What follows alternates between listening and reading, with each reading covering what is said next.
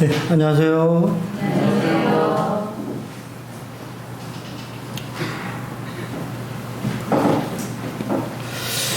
네, 오늘은 이삭이 우리에게 신앙의 유산으로 남긴 것이 무엇인지 생각해 보도록 하겠습니다.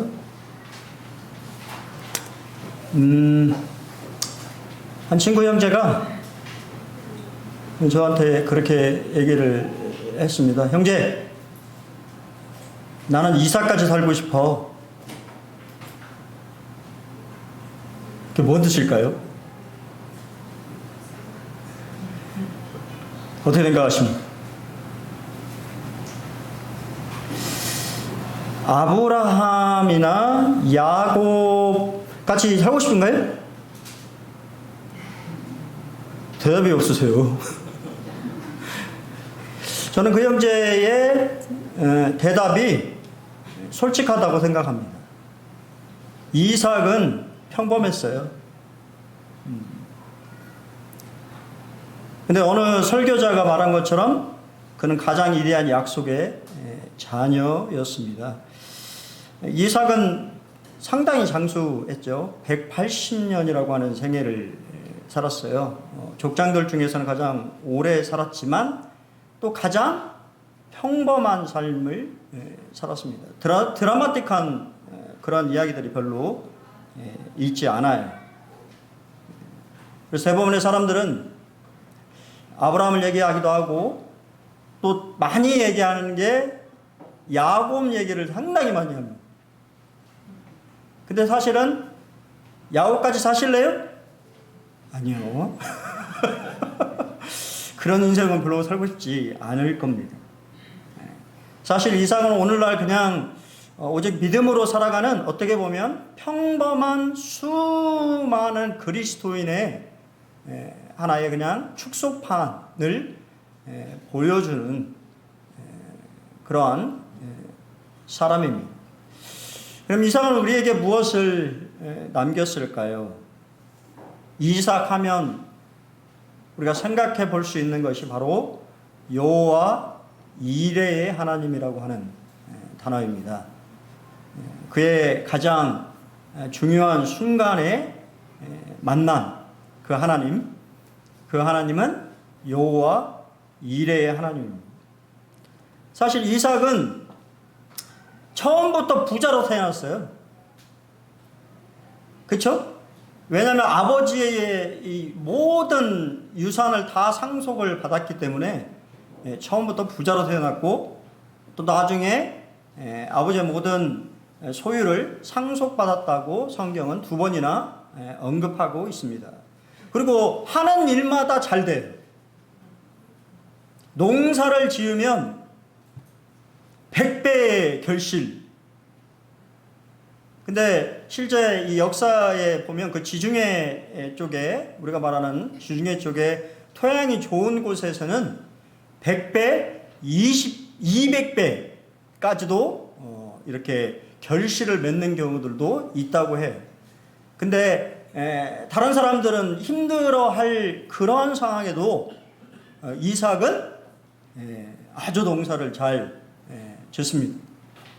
그리고 또 우리가 아는 바대로 훌륭한 우물 탐사가입니다. 우물을 파기만 하면 물이 나와요. 신기하죠. 왜 그럴까요? 이삭이 우물을 잘 파서 그런 건가요? 아니라고 하는 겁니다. 여호와 하나님, 여호와 이레의 하나님이 그의 삶에 계속해서 함께 하셨기 때문에 이삭의 삶은 계속 여호와 이레의 하나님이었다고 하는 거예요. 그의 삶 속에서 계속 공급하시는 풍성한 공급 가운데 삶을 살았던 인물이 이삭입니다. 그럼 우리는 어떤가요? 우리의 영적인 실체는 어떻습니까? 그리스도 안에서 하늘에 속한 모든 신령한 복을 주셨다고 말씀하십니다. 또한 하나님의 상속자요 그리스도와 함께한 공동 상속자라고 얘기합니다. 여러분 모두가 상속자이십니다. 하나님의 나라의 기업을 받는데 중요한 것은 사도 바울이 에베소서에서 뭐라고 얘기합니까? 그 기업의 영광의 풍성함을 볼 수 있는 눈을 주십시오. 여러분 그런 눈을 가지고 계십니까? 아니면 세상 그냥 바라보는 세상의 것 그런 것만 바라보는 육신의 눈으로만 바라보는 삶을 살고 있습니까? 아니면 보이지 않지만 나에게 임할 영적인 풍성한 하나님, 그 하나님을 볼 수 있는 눈이 있습니까? 오늘 아침에 말씀을 이렇게 이제 읽으면서 발람과 발락이라고 하는 이야기가 나오잖아요. 이스라엘 백성들을 저주하려고 하는. 거기에 이야기해 보면 하나님의 뜻은 가지 말라고 하는 것을 분명히 언급하셨는데 발람이 가잖아요. 나귀를 타고 막 당나귀를 타고 이제 가는데 당나귀는 영안의 눈이 열려가지고 여호와의 사자, 칼을 든 여호와 사자를 봤어요. 근데 선지자라고 하는 이 인물은 눈이 어두워져서 여호와의 사자를 보지 못합니다. 그러니까 막 벽으로 막 안 죽으려고 막 이렇게 이 벽을, 좁은 벽을 하니까 뭐예요? 다치잖아요. 슬기지 않습니까? 화가 난 발람이 막 때립니다. 채찍질을 해. 몇 번이요? 3번. 그리고 그제서 하나님이 그의 영안의 눈을 열어주시자 그제서 보기 시작했어요. 여러분 어떻습니까? 우리는 우리의 이 영광의 풍성한 기업이 있다라고 하는 그것을 영적인 눈으로 보는 여러분 그러한 눈이 여러분이 열리기를 바랍니다. 그래야만이 이 세상의 것에 뭐하지 않아요? 집착하지 않습니다. 왜냐하면 풍성이라고 하는 단어, 넘쳐 흐른다라고 하는 하나님의 기업의 영광이 얼마나 큰지를 보신 적 있으세요? 본 적이 없기 때문에 이 세상의 것이 좋아 보이는 것입니다. 그런 걸 다 떠나서라도 하나님은 시편 37편 25절에 약속하셨어요. 내가 어려서부터 늙기까지 의인이 버림을 당하거나 그의 자손이 걸식함을 보지 못하였다고 약속하고 있습니다. 공급해 주시겠다고 약속해 있어요. 여러분, 가장 큰 선물을 주신 이가 모든 것을 주시지 않겠습니까? 하나님의 아들을 내어주신 그 분께서 여러분이 필요한 것들을 공급하지 않으시겠냐는 거예요. 그것이 바로 신약성경 로마서에서 말하고 있는 얘기잖아요. 자기 아들을 아끼지 아니하신 그 분께서 우리의 필요한 모든 것들을, 그 필요를 채워주지 아니하시겠냐고 반문하고 있지 않습니까? 두 번째는 이삭은 순종하는 아들이었습니다. 순종적인 사람이었던 것 같아요. 그 대표적인 거 언제예요? 모리아산입니다. 사실 모리아산의 순종은 십자가의 예표입니다. 17세에 어떻게 보면 거의 우리하고는 다르죠. 17세면 그 당시에 보면 거의 어른과 비슷해요. 결혼도 할 수 있는 나이에요. 힘이 저희 아들에게 없는데요. 제가 이게 이렇게 봐요. 제 아이들을 보면 이제는 힘으로 이길 수는 없겠구나. 막 등발이 막 운동을 막 이렇게 해가지고 막 이렇게 있어요. 그 아들의 이 어깨를 보면서 이제 말로 잘 타일러야 되겠구나 하고 하는 그런 생각을 제 개인적으로 해보게 됩니다.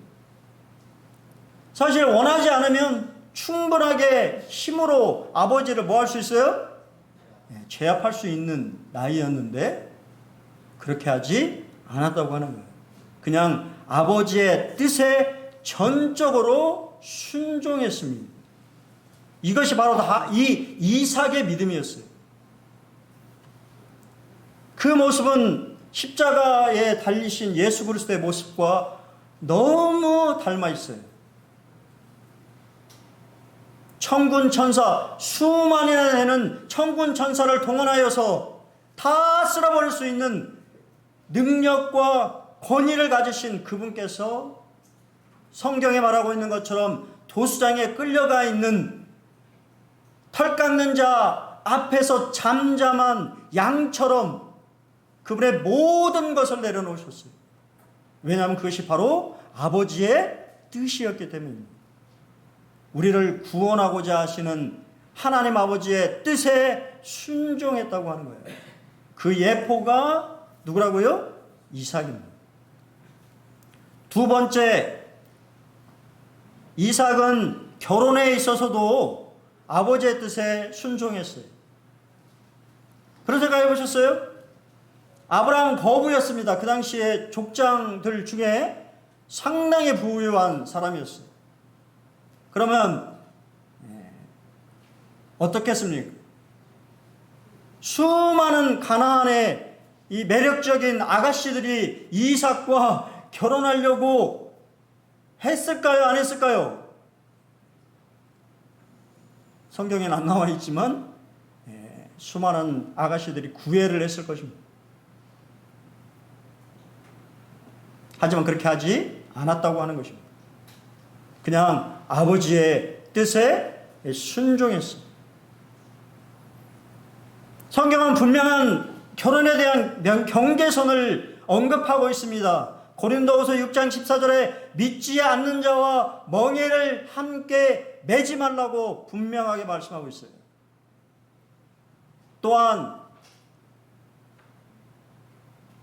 남편이 죽은 후에 재혼에 대한 얘기예요. 재혼도 어떻게 하라고요? 주 안에서만 할 것을 언급하고 있습니다. 근데 요즘은 우리 다 장로 모임에 가면 우리 형제님들이 다 장로 또 사역자분들이 다 한숨을 쉬셔요. 결혼 문제 너무 힘들다. 왜 그런지 아십니까? 세상에 있는 모든 자격 조건을 다 제시하고 플러스 거기에 뭘 봐요? 믿음. 그런 사람 있어요? 이미 다 채가 버립니다. 모임의 분위기가 그래요. 괜찮다 싶으면 다 빨리 그냥 20대 막 초반에 다 데려가 버립니다. 그래서 나이가 먹은 이제 어느 정도 우리가 세상에서 말하는 결혼 전령기가 된 분들은 모임에서 찾으려고 하니까 있어요, 없어요? 없어요. 눈이 이렇게 높아 있어. 어떤 형제도 와가지고 저한테 이런 얘기를 하더라고요. 그 형제 눈만 조금 낮췄으면. 너무 보니까 제가 그랬고, 어떤 형제인데 그래? 그러니까 장난 아니더라고요. 학벌부터 경력이 장난 아니더라고요. 세상에 내놔도 부족함이 없는, 그래서 제가 그런 얘기 했습니다. 영적인 것을 놓치면 사실 아무 의미가 없어. 모든 것을 다 가지려고 할 수 있습니까? 없어요. 근데 그 형제가 결혼하지 못하는 게 다 그런 조건이에요. 얼굴도 이뻐야 되고 어느 정도 수준도 맞아야 되고. 그런 사람 있어요? 다 시집가 버렸어요. 그 장로 형제가 저한테 그런 자매들은 다 시집가 버렸는데 이제 와서 마치려고 하니까 없는 겁니다. 본인이 내려놔야지. 그런 조건들을 하나님 앞에 내려놓을 때, 저는 옛날에 한 가정이 있어. 그 가정 두 형제나 자매나 조건이 정말 좋았어요. 외모도 훤칠합니다. 둘 다 선남선녀예요. 잘 살까요? 잘 사는 분도 있겠지요. 그들은 조건을 보고 결혼했기 때문에 나중에 잘 살지 못했습니다. 행복한 결혼 생활이 아니었어요. 결국은 모임을 떠났습니다. 그 가정이.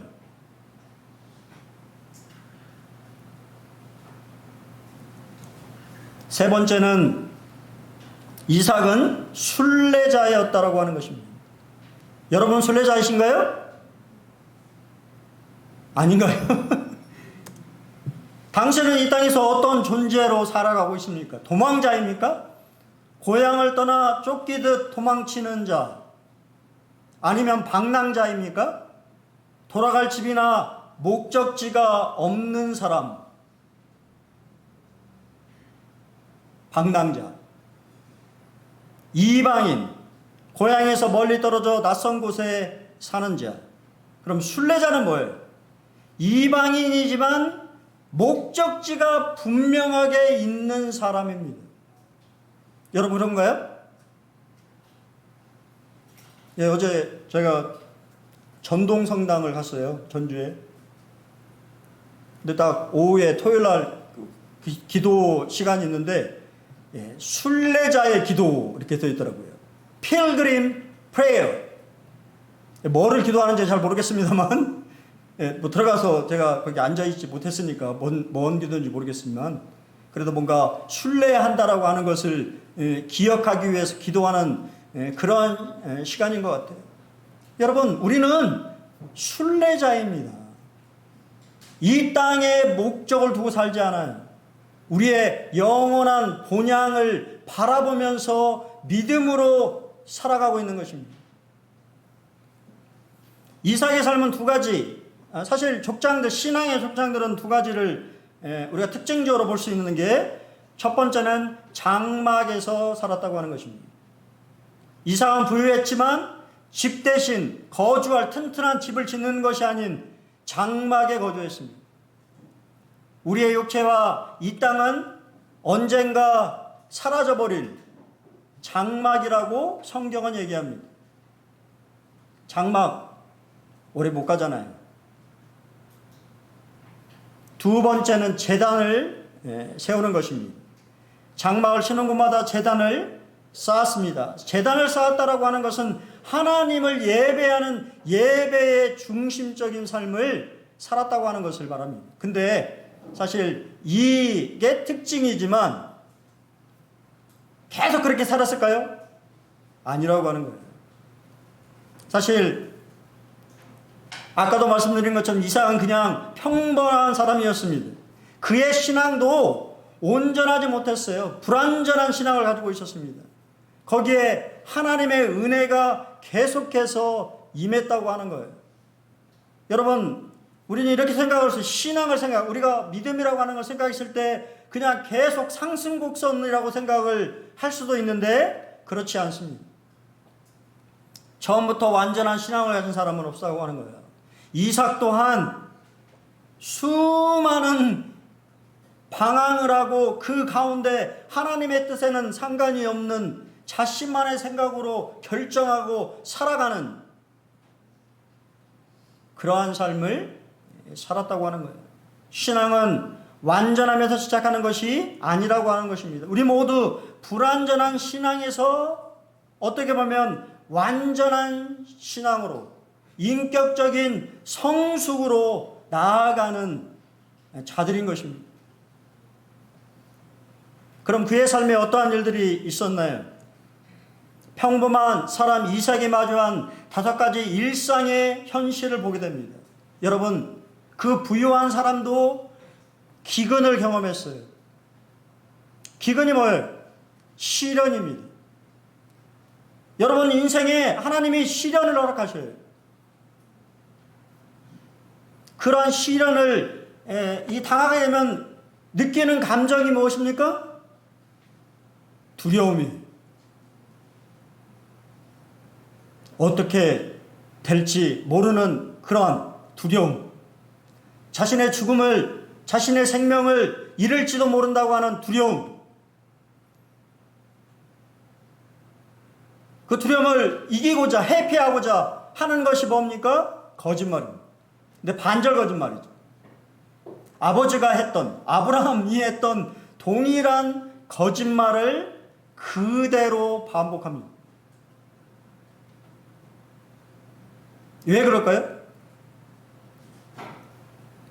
그런 모습을 봤기 때문이 아니겠습니까? 또한 골칫거리가 생깁니다. 이웃들과 갈등이 생겨요. 우물을 파지만 그 우물에서 막 넘쳐나는 물로 인해서 블레셋 사람들과 갈등을 빚게 됩니다. 시기심이죠. 너무 잘 되면 사람이 무슨 마음이 들어요? 시기하는 마음이 생기게 됩니다. 그리고 나중에는 가정 문제가 발생됩니다. 하나님이 쓰시는 사람은 문제없는 영웅이 아니라 그냥 우리와 마찬가지로 평범한 문제를 안고 살아가는 그냥 평범한 사람들이고 구원받은 사람들이라고 하는 거예요. 여러분들이 하는 고민, 사실 누군가도 동일하게 고민하고 있다고 하는 거예요. 왜 약속의 땅에 찾아왔는데 하나님은 기근이라고 하는 것을 두셨을까요? 그냥 그 모든 것들을 해결해 주시면 좋을 텐데.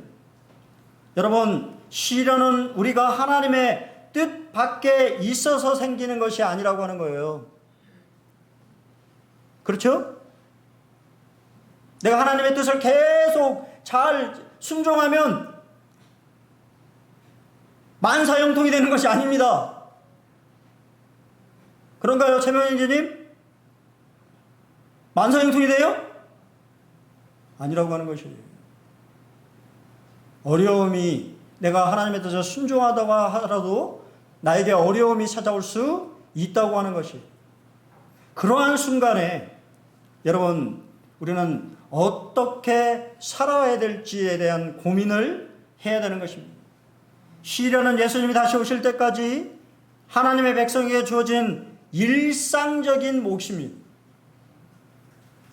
그것은 어떻게 보면 하나님을 더 크게 의지하도록 이끄시는 초대장이에요. 그렇기 때문에 시련은 연단을 만드는 것입니다. 그렇죠? 그런 게 없으면 행복할까요? 천만의 말씀이에요. 그리스도에게 시련이 없으면 여러분의 삶은 바로 세상을 향할 것입니다. 본성이 그래요. 시련에 있음에 감사해야 돼요. 그것을 통해서 우리가 각성합니다. 하나님을 더 의지하게 돼요. 더 엎드리게 된다 그 말이에요.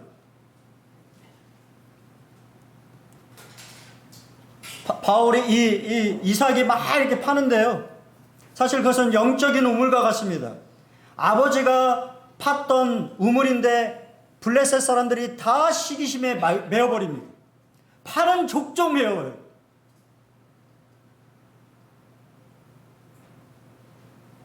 여러분, 우리는 어떤가요? 기도와 성경과 가정예배, 또 신방.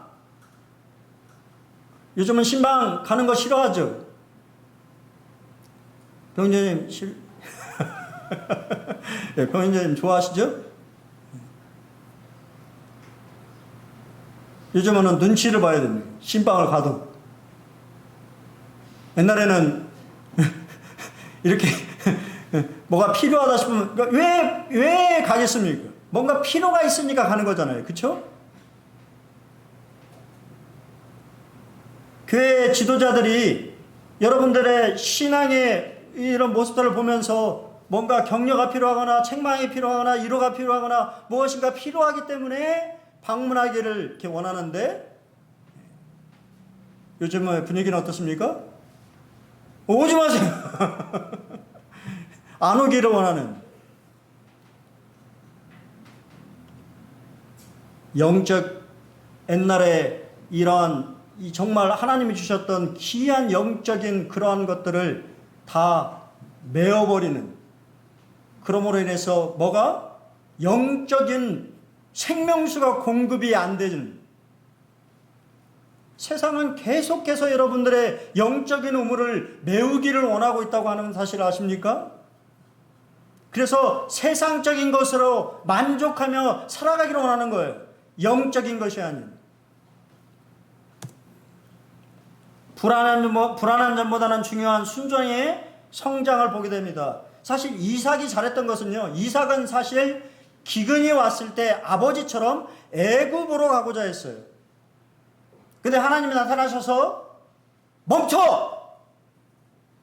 애굽으로 가면 안 된다고 경고하셨어요. 그러자 이삭은 바로 그라리라 하는 곳에 멈췄습니다.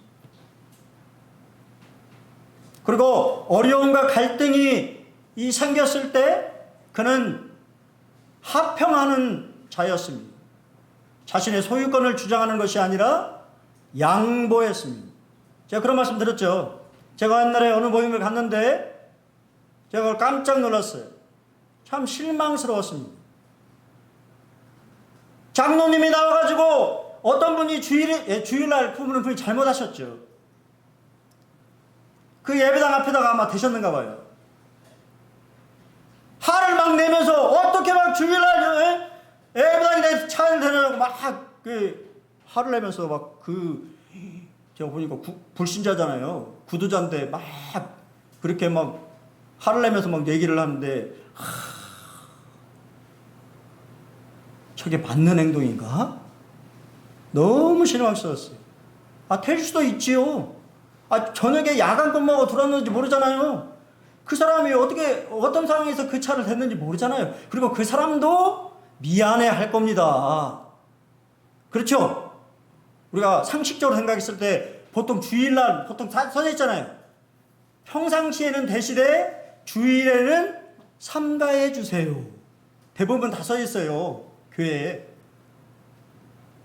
근데 그 장로님이 막 주일날 화를 내면서 막 얘기를 하는데 정말 실망스러웠습니다. 여러분, 우리는 우리의 권리를 주장하는 사람이 아니에요. 우리를 권리를 내려놓는 사람입니다. 조금 손해보더라도 다른 사람에게 양보하고 베풀 줄 아는 넉넉함이 있는 사람이 저는 그리스도인이라고 봅니다. 그리고 나중에는 결국 어떻게 됩니까? 약속의 자리, 아버지가 팠던 우물로 다시 돌아갑니다. 부엘셀바, 언약의 우물, 맹세의 우물, 내가 하나님 앞에 다시 살겠다고 고백했던 그 아버지가 팠던 그 우물로 이삭은 나아갑니다. 여러분 그런 삶을 살고 있습니까? 여러분의 삶 가운데 내가 하나님과의 관계 속에 뭔가 무뎌져 있고 어려울 때 여러분 다시 언약의 우물로 여러분이 하나님과 맺었던 그 언약들을 기억하며 다시 그 우물을 파는 그러한 노력들이 필요하다고 하는 거예요. 여러분, 물질적인 축복이 그냥 좋은 것만은 아닙니다. 이삭에게는 정말 많은 물질적인 축복이 주어졌지만 그것으로 인해서 블레셋 사람들과의 수많은 갈등들이 야기됐어요. 얼마나 괴로울까요? 우물을 파기만 하면 와서 방해를 하는. 하지만 결국은 하나님에 대해서 순복하고 아버지가 봤던 우물 부엘셀바로 이동했을 때 여러분 하나님의 놀라운 축복이 이삭의 삶에 다시 임했다고 하는 거예요. 물질적인 축복이 아닌 영적인 축복이 그에게 임했다고 하는 것입니다. 워런 위어스비 목사님은 이렇게 말합니다. 지금 이 시대에는 경계선에 서 있는 그리스도인이 너무 많다고 얘기합니다. 아마 그랄에서 경고하지 않았으면 이삭은 아버지처럼 어디로 갔어요? 애굽으로 갔을 것입니다. 애굽은 어디예요? 세상입니다. 그냥 세상 사람처럼 사는 거예요. 그러지 말도록 하나님은 경고하시는 것입니다. 그랄이 아닌 어디로 가야 돼요? 브엘셀바로 가야 됩니다.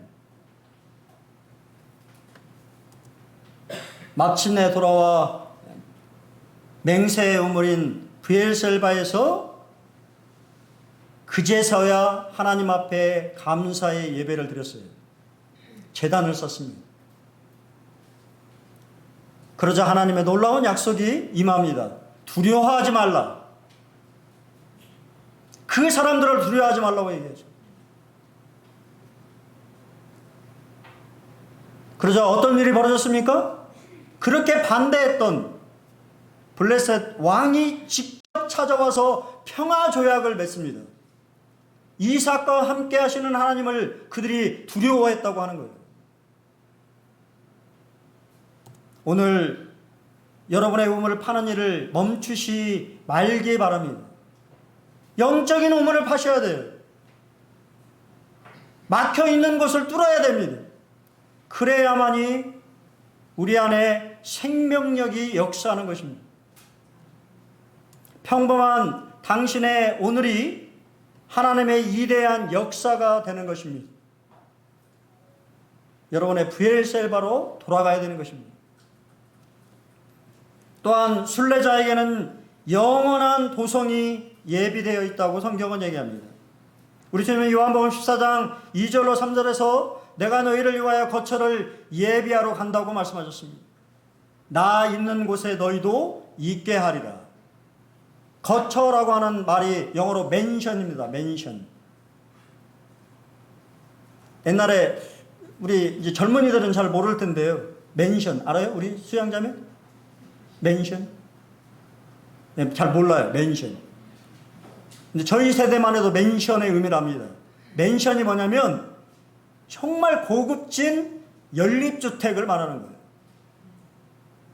맨션에 산다고 하면 다 부러워했습니다. 그 당시에는.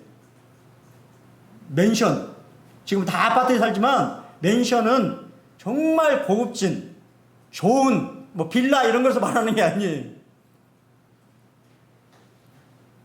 하나님 여러분을 위해서 그런 거처를 예비하고 계신다고 말씀하십니다. 그리고 언젠가 우리는 이 연약한 장막을 벗게 될 것입니다. 점점점 쓰러져 가고 있어요. 점점점 약해지고 있습니다. 영원한, 그렇죠? 무너지지 않는 영광스러운 그 집을, 아버지의 집을 바라본다고 하는 것이에요. 예, 네 번째는요. 사실 이삭은 끝을 잘 마무리하지 못한 사람입니다. 예, 집신장수의 비밀인데요. 99%의 기술과 1%의 차이에 대한 이야기입니다. 아버지와 아들이 집신의 장인이었어요. 둘 다 아들은 아버지를 통해서 완벽한 기술을 전수받았습니다. 근데 희한하게 시장에 아버지 집신과 자신이 만든 집신을 시장에 내놓으면 아버지의 집신은 그냥 오전이면 다 팔려버리는 거예요. 정오가 되기 전에. 자신의 것은 시간이 어느 정도 지나야 팔렸습니다. 그리고 생각했어요, 아들이. 왜 내 집신은 덜 팔릴까? 재료도, 엮는 방식도, 튼튼함도 다 똑같은데. 세월이 흘러서 아버지의 임종이 다가왔습니다. 궁금한 아들이 아버지에게 묻습니다. 아버지, 도대체 우리의 차이가 무엇입니까? 그러자 아버지는 죽어가는 목소리로 털 이렇게 두 마디를 하시고 임종을 하셨다고 합니다. 그 말을 듣고 장례식 후에 아들은 아버지의 집신과 자신의 집신을 나란히 놓고 연구해 봤어요. 그리고는 무릎을 탁 치고 깨달았습니다. 마침내 발견한 결정적인 차이는 자신의 집신은 삐죽삐죽 튀어나온 잔털이 남아 있었던 것이고, 아버지의 집신은 마무리가 잘 된 곱게 다듬어진 집신이었다고 하는 것입니다. 그 손질의 마법, 잔털 말끔히 다듬기.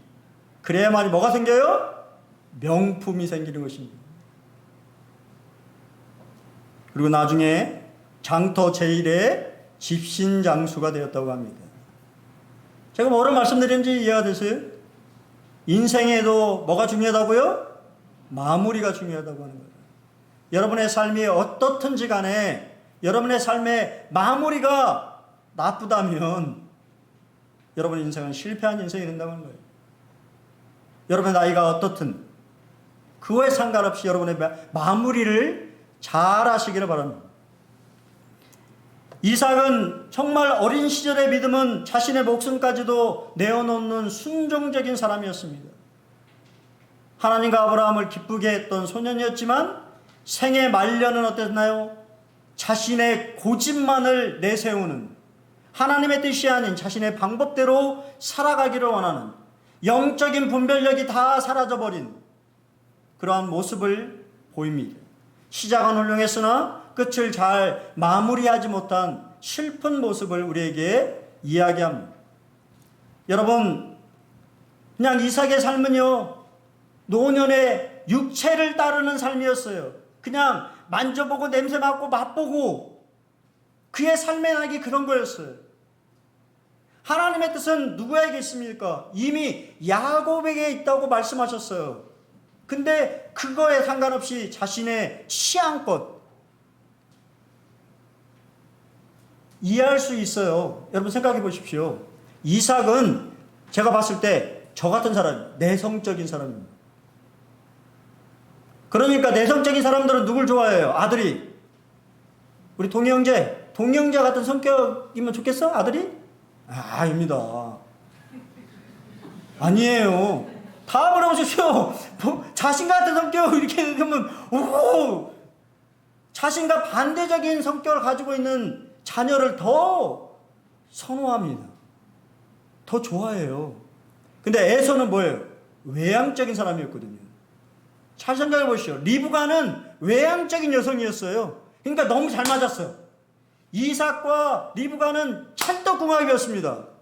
남편은 내성적인 사람이고 리브가는 외향적인 사람이니까 얼마나 잘 맞았겠어요. 근데 문제는 자식들이 또 성격이 반대였다고 하는 거예요. 야곱은 그냥 장막에 있는 걸 좋아하는 좀 여성스러운 내성적인 사람이었고, 장남인 에서는 막 활발한 외형적인 남성적인, 요즘 뭐 그런 말 하는데요, 테토남? 예, 잘 모르시죠? 죄송합니다. 예, 젊은 애들은 아는데, 예. 그런 삶, 여러분 그건 잘못이라고 하는 거예요. 근데 그렇게 된 이유가 뭐냐면 이삭이 연약했다고 하는 거예요. 이제 죽을지도 모른다고 하는 육체의 연약함을 느끼기 시작했을 때 더 에서에 집착합니다. 그러자 어떻게 됐어요? 집안이 풍지박산납니다.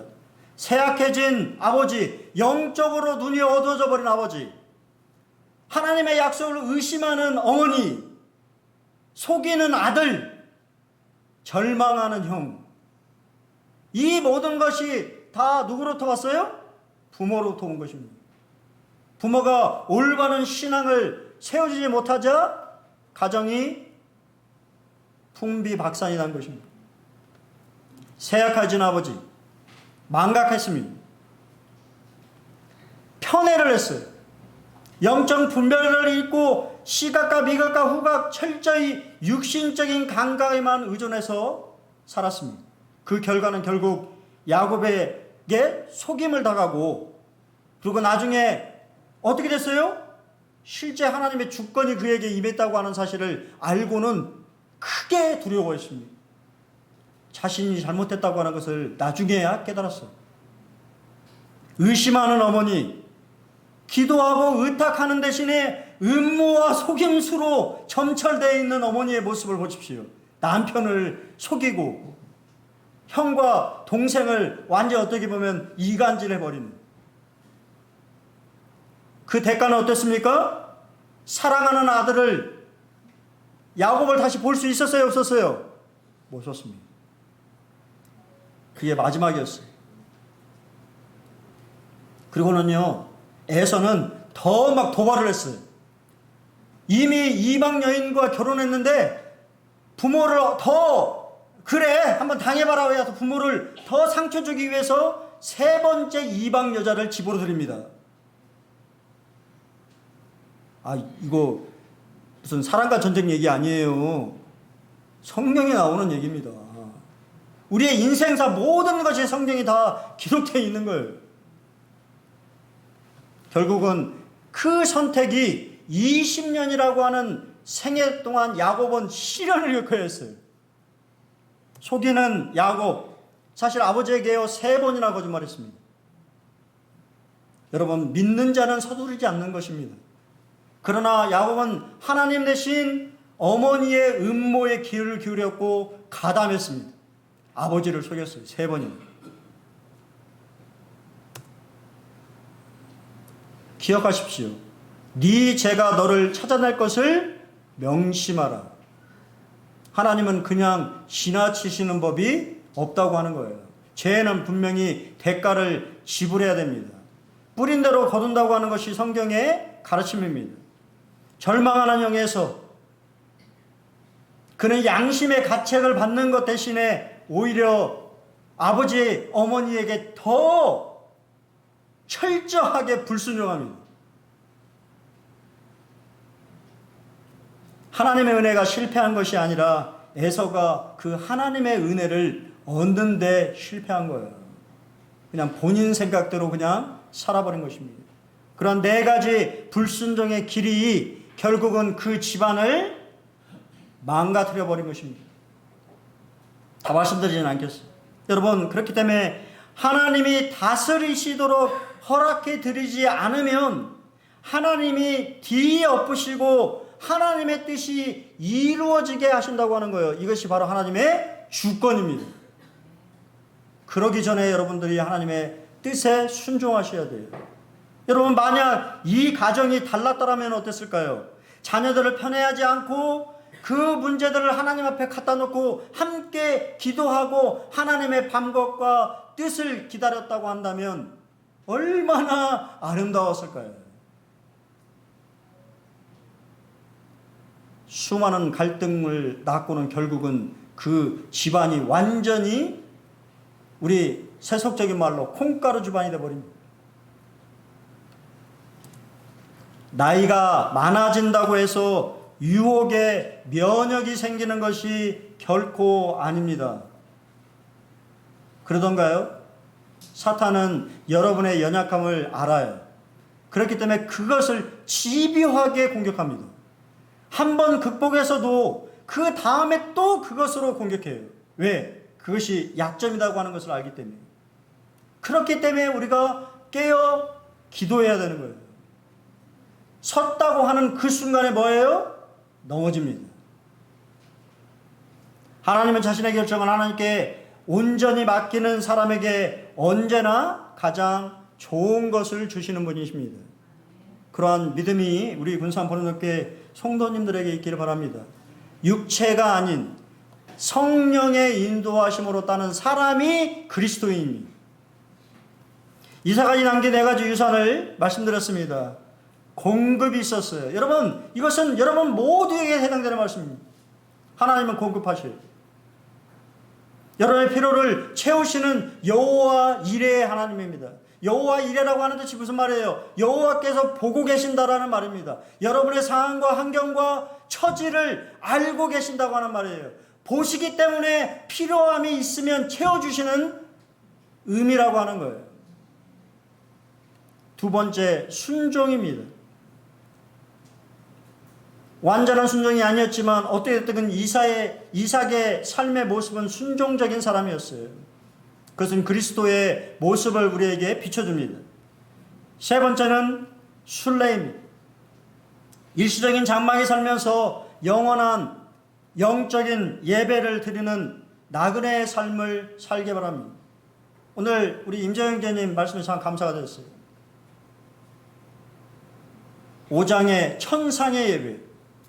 여러분, 그렇습니다. 교회가 휴거되고 모든 하나님의 신부들이 하늘에서 앞서간 믿음의 사람들과 함께 하나님 앞에 또 어린 양 대신 예수 그리스도 앞에 영적인 예배를 드릴 것입니다. 그 모델이 우리가 만찬 예배잖아요. 마지막은 무엇입니까? 주권입니다. 하나님의 주권을 인정하지 못할 때 하나님은 뒤엎으시는 분이라는 거예요. 그분의 뜻을 이루기 위해서 그들에게 시련을 허락하시고 어려움을 허락하시고, 여러분 기억해 보십시오. 그렇게 속여서 야곱은 결국은 계속 속임받잖아요. 그렇죠? 라반에게만 속은 게 아니에요. 자식들한테도 속았어요. 죽어버렸는데요. 계속 속임받는 삶, 결국은 그것이 다시 자신의 인생에 되돌아오는 야곱, 이 모습을 우리는 알지 않습니까? 하나님의 주권을 인정하는 우리 군산 보는교회 성도님들 되시길 바랍니다. 하나님이 여러분의 인생을 다스리게 하십시오. 그분께 주권을 내어드리고, 또 우리의 어떠한 것들을 결정할 때 주님께서 나에게 가장 좋은 것을 주실 것을 믿음으로, 그죠?